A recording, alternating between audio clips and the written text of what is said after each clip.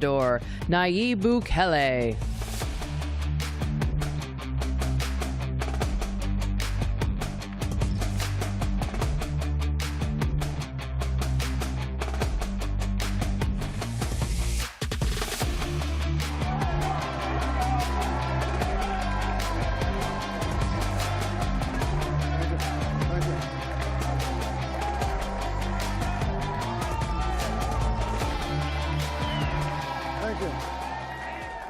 Thank you.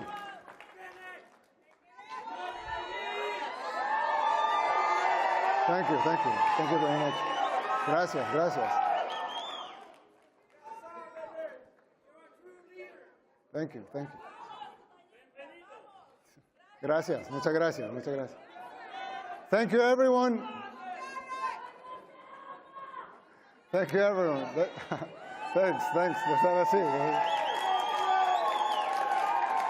Thank you, thank you, thank you, thank you. Let's have a seat.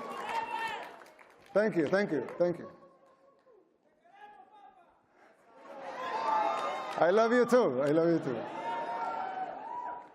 Dear Matt and Mercy, thank you for the kind invitation to have me here at CPAC. It is truly an honor to be here just a few days after our presidential and legislative elections, which, by the way, they pulverized the opposition. They say globalism comes to die at CPAC.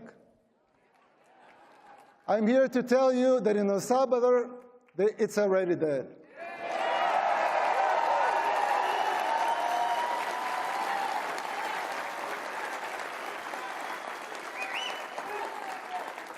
But if you want globalism to die here too, you must be willing to unapologetically fight against everything and everyone that stands for it.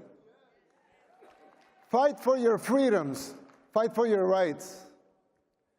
The next president of the United States must not only win an election, he must have the vision, the will, and the courage to do whatever it takes. And above all, he must be able to identify the underlying forces that will conspire against him. These dark forces are already taking over your country. You may not see it yet, but it's already happening. You don't see it as clearly because people are designed to see linear changes, not exponential ones. We don't always recognize how fast a problem can multiply and spiral out of control. The problem is much like the metaphor of the boiling frog. Once the water boils, it's already too late. People fail to see these things. It's our nature. Just like the frog, people become complacent, and they don't realize how bad things are getting until it's too late. While I know, of course, El Salvador is a lot smaller country, setting aside the differences, there's a similarity with what is happening here in the United States.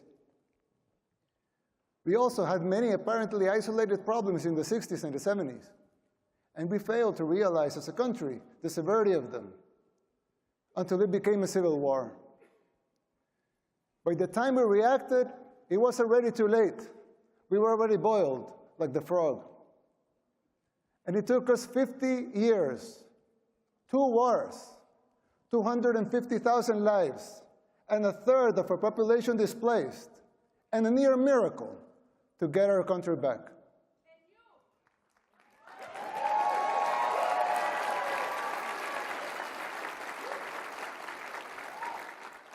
As your friend, I want to issue this warning so you don't make the same mistakes we did in the 60s and the 70s.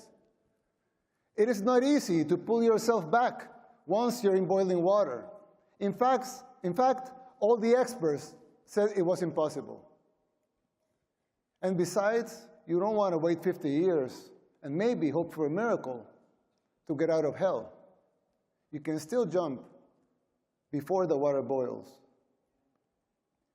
Some might say I'm exaggerating, but we can clearly see the signs of a declining society because our own hit rock bottom decades ago. It's like when we see someone getting sick, first, it's maybe just stomachache, or a headache, or a small fever. But if you don't deal with the disease, it will only get worse, and then it may be too late. Even after our first war in El Salvador, we failed again to look into the signs of the second civil war that was coming, the gang war. After 1 million people fled the first war, a lot of them came to live in ghettos here in the United States, where the gangs were formed. When former President Clinton deported a lot of those gang members without telling us they were gang members, they were criminals. They roamed free and recruited young people, thousands of young Salvadorans, to join the gangs. At first, they seemed like petty criminals, but they began to change and transform until they became the unscrupulous terrorists that we know today. Most of them even perform satanic rituals, and this has been well documented. The government back then didn't deal with the disease, nor did the next administration, nor did the ones after that. The disease that had begun with mild symptoms got worse and worse. It became a cancer that seemed incurable. We are already seeing these symptoms in the United States. Big cities in decline, like Baltimore, Portland, New York, just to name a few. Places where crime and drugs have become the daily norm, and even accepted and promoted by the government. How many young people have you lost to the streets of Philadelphia or San Francisco, to fentanyl? Did we see these apocalyptic sights 15, 10, 5 years ago? Can you imagine how it will be in the next 5, 10, or 15 years? The same thing was happening in El Salvador. In the span of less than a decade, gangs took control of all the country and our society. They evolved into a parallel government, controlling elections and even political parties. Every aspect of the daily life of most people was controlled by the gangs. Murder capital of the world is a tragic title to hold. Getting rid of that was the bare minimum we had to achieve in order to even start thinking about rebuilding our country.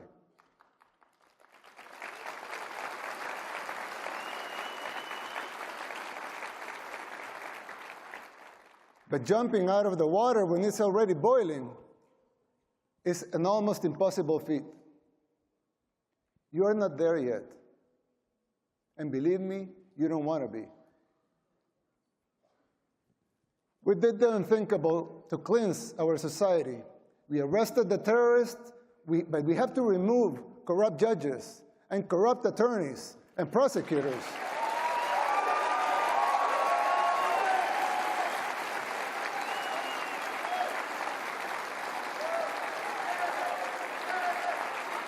Thank you. Thank you. Thank you.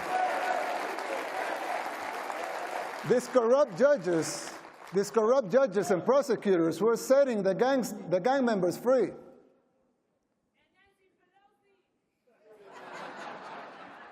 And it wasn't just the gangs.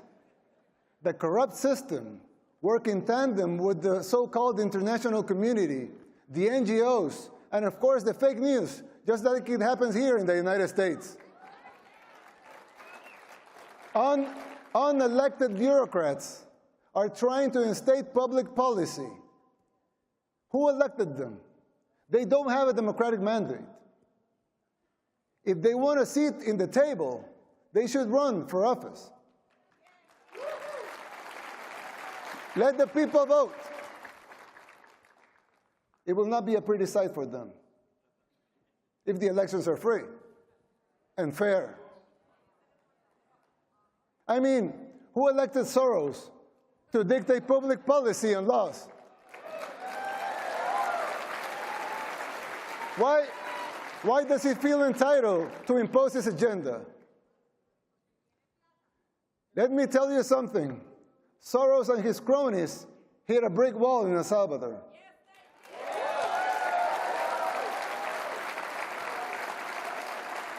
Thank God Thank God, and all the glory be to him, Salvadorans are now immune to his influence. No one believes his lies anymore over there. We just had free and fair elections. And we won in a landslide with more than 84% of the vote.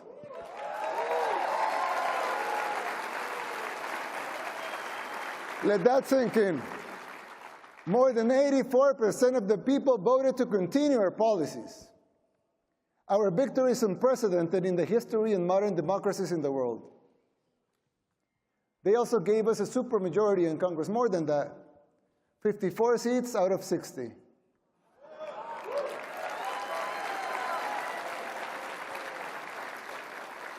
"57 if we count our allies.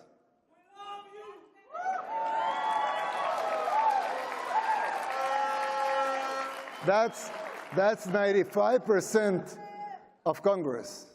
Let that also sink in.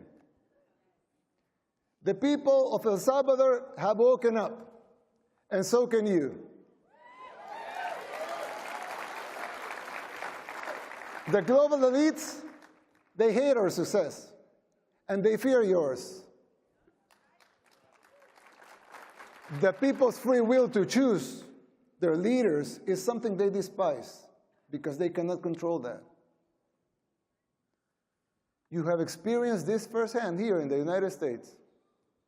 The global elites control the mainstream media, they finance campaigns, district attorneys, to mention a few. They abuse their powers. They persecute political opponents. In El Salvador, we don't weaponize our judicial system to persecute our political opponents. A practice that may sound familiar to you, but we don't do that there. And who's the dictator? The global elites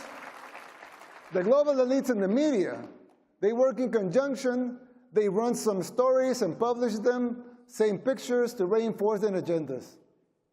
You're no strangers to that here in the United States. We deal with that in El Salvador too. That is the free press that they talk about? Please. I always criticize the defenders of institutionalism, not because I don't think strong institutions are paramount and necessary for a democracy, but because I find them very hypocritical. They don't seem to have the same standards for themselves as they are trying to impose on others.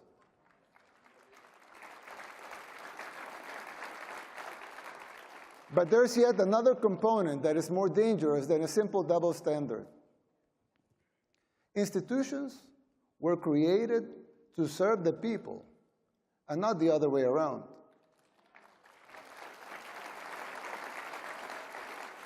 Somewhere along the way, those people forgot their fundamental purpose, which is more important than the institution itself.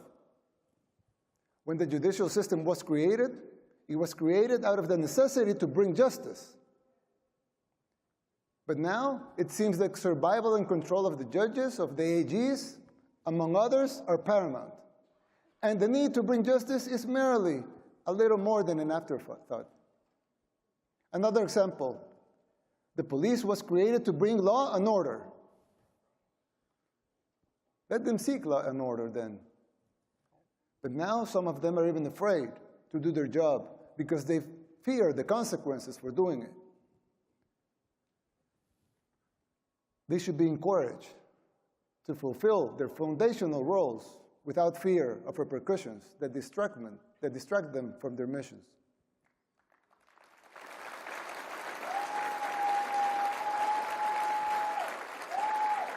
If the police was created to bring law and order, let them bring law and order.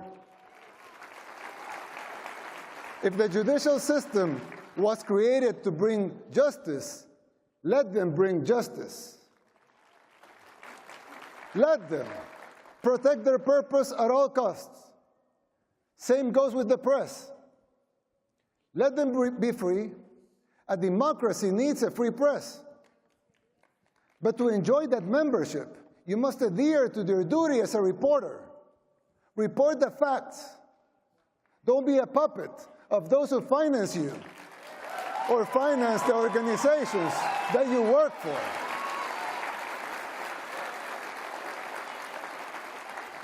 Your freedom of speech will always be protected. We believe in free speech. Everyone here believes in free speech. Your free speech will always be protected. But don't call yourself a journalist if you're just an activist. Don't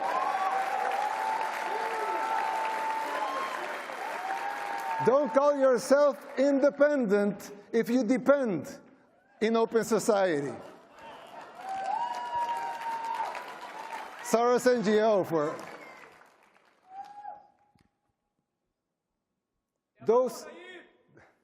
those sacred institutions have morphed away from the reason they were created.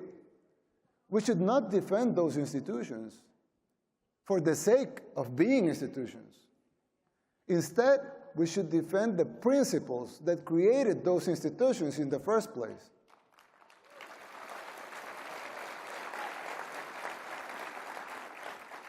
It's troubling to see that this is happening everywhere. Not only in El Salvador and the United States, it's happening everywhere. But even here, in the United States, in the most powerful country in the world, even here, it's happening. America should listen to these words, not because the El Salvador model should be replicated here, but because these specific examples apply to any nation that has lost or is losing its way.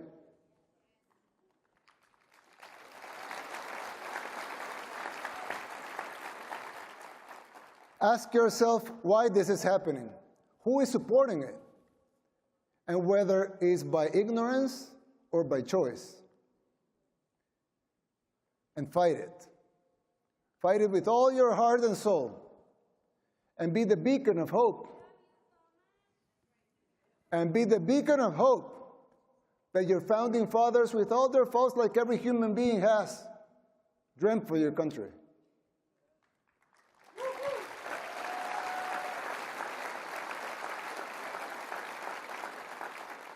Fight for your freedoms, for your rights.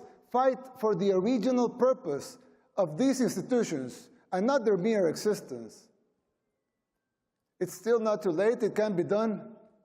It is time to erase these new paradigms that have been imposed in the recent years that make no sense. If you just free your minds from those invisible chains, you could do it.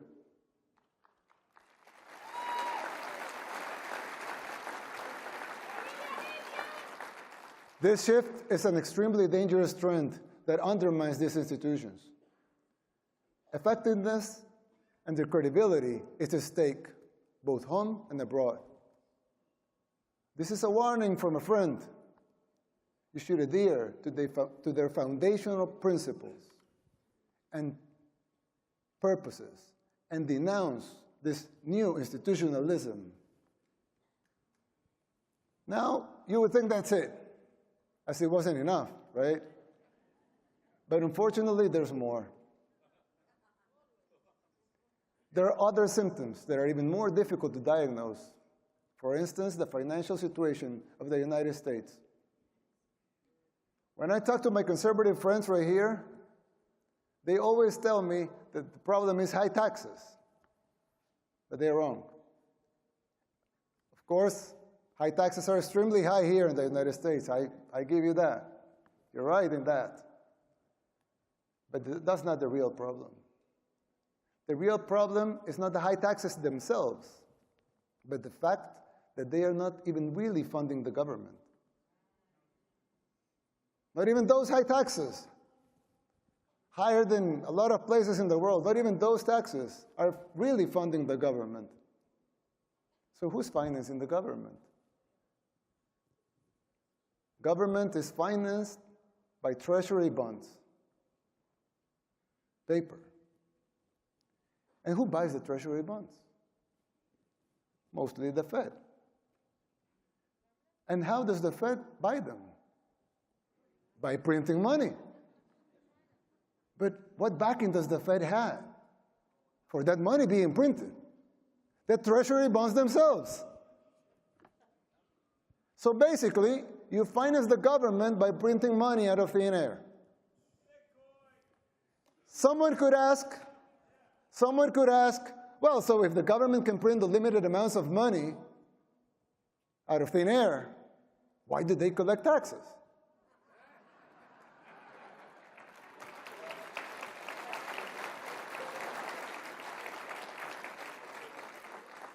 I mean, in theory, it would make sense, right? If they can print unlimited amounts of money, why would they need taxes for? The answer is simple, but it's very shocking. The real problem is that you pay high taxes only to uphold the illusion that you are funding the government, which you are not. It's shocking, but it's true. The government is funded by money printing, paper backed with paper, a bubble that will inevitably burst. The situation is even worse than it seems, because if most Americans and the rest of the world were to become aware of this farce, confidence in your currency would be lost, the dollar would fall, and the Western civilization with it. If the next president of the United States doesn't make the necessary policies and structural changes, sooner or later that bubble will burst. There's still time. You don't have to make the same mistakes we did in the 60s and the 70s. You can still jump before the water boils. Winning the election isn't enough to solve these problems. They will not simply go away as a consequence of an electoral result. It would take a total re-engineering of the government, top to bottom. It will entail making difficult decisions, like the ones we made in El Salvador since 2019, and they're already paying off. It will be hard. The system will push back, but you have the right to determine your own fate.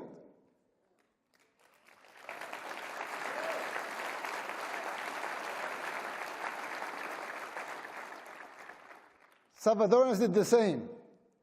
The decision for the direction of our nation was ours, and it continues to be ours.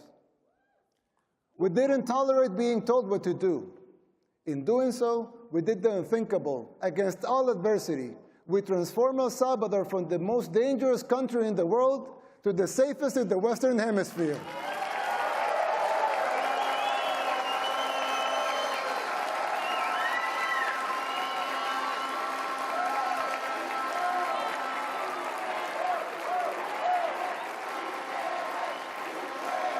Thank you.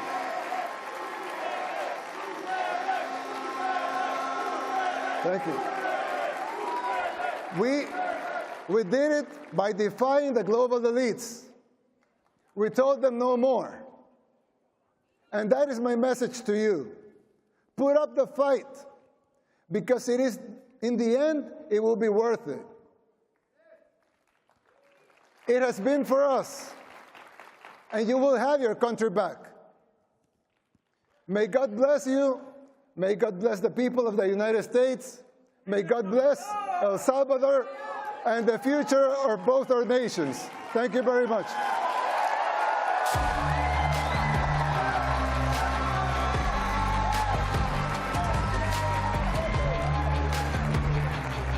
Thank you.